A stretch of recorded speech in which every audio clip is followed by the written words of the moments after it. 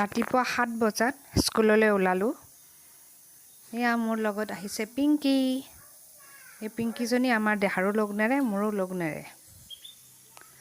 আজি বতৰটো অলপ ডাৱৰীয়া। ল'ৰা ছোৱালীবোৰে পৰীক্ষা দিবলৈ আহিছে। পৰীক্ষাৰ শেষত অলপ বিহু নাচিলে, মনবোৰ ভাল লাগক বুলি, ফ্ৰেছ লগাবলৈ।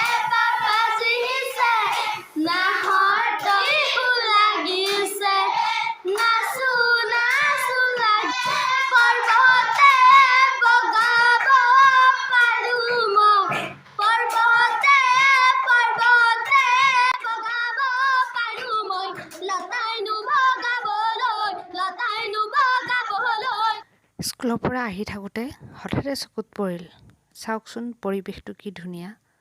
এইজোপা কৃষ্ণচূড়া, মাজতে এডাল সোণাৰু আৰু পিছফালে সেইডাল এজাৰ।